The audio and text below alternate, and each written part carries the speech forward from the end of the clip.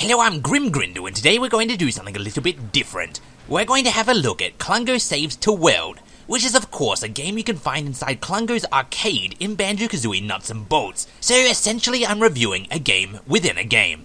Insert obvious Inception joke here. So what is Hero Klungo Saves to World? Well, it is a simple 2D side-scrolling game in which you have to pass through 5 different levels by jumping. The game scrolls by itself, and all you have to do is click the A button to jump.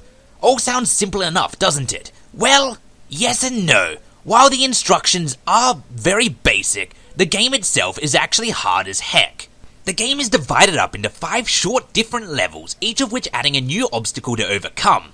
As you can see on my screen, all of the levels are unlocked, but this isn't the case to begin with, and when you start the game, you have to actually beat the previous level to unlock the next level.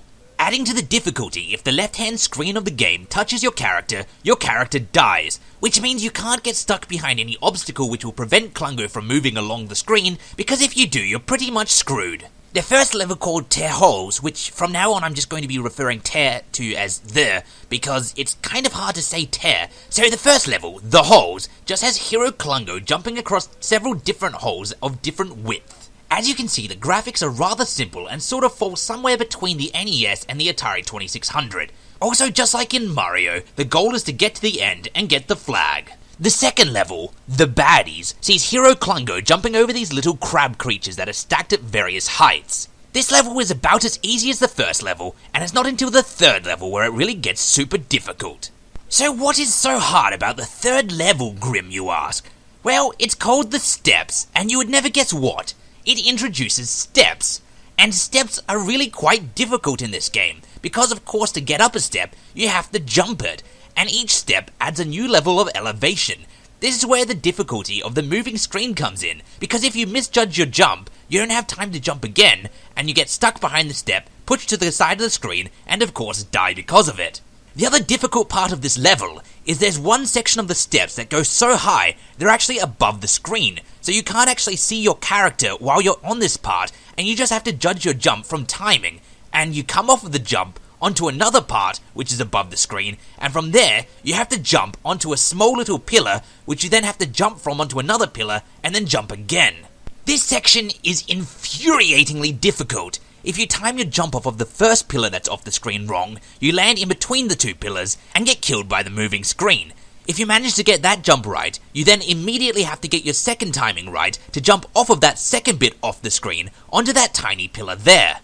Misjudging any of these jumps means death, because if you don't make the jump, you're stuck in the pit, which is actually too high to jump out of, so the side of the screen will get you.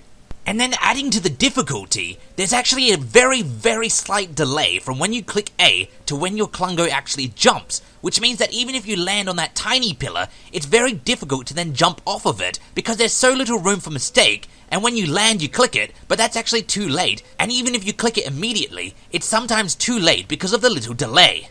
The first time I played this game, this level took me ages. And even now that I've passed the game a couple of times, I still can't do this level the first time I try it. The fourth level, The Previous Bits, shockingly contains the previous bits of all the other levels. So it's got the holes from the first ones, the baddies from the second one, and the steps from the third one.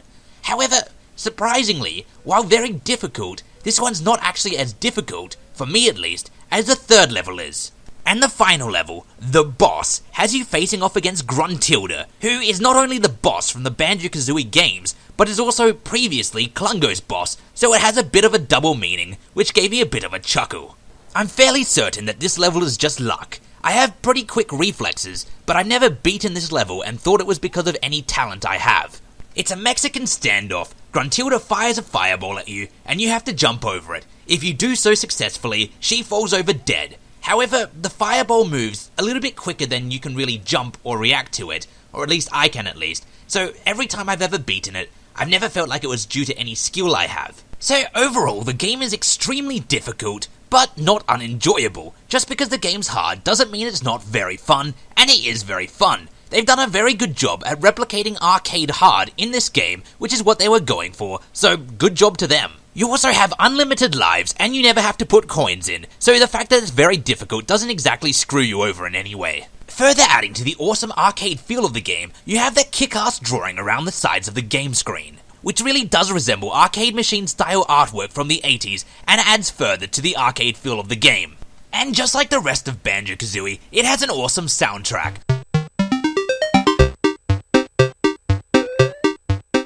Although the death sound will eventually get on your nerves and make you want to throw a controller through the window. Which I think was kind of the point of it, so once again, good job to them. The only real negative in the game is that sometimes it glitches out and forces you to go back to the main menu. This is not a real glitch, it's just a bit of a gag they've written into the game, and it was funny the first time it happened. However, it doesn't only happen once, but instead happens at random, so if you get it when you're finally about to beat a level, or if you get it several times in a row, it really becomes quite frustrating and very quickly loses its humorous edge. It's also a sort of a strange shot to take at retro games because I find far more glitches in modern games than I ever have in old games, so I'm not really sure what they were getting at. But whatever, if we overlook that small annoyance, Hero Klungo Saves the World is a fantastically enjoyable and extremely challenging minigame, and I'm very happy they added it in as a little bit of an extra in Banjo Kazooie Nuts and Bolts. Thanks for watching. I have been and still am Grindle.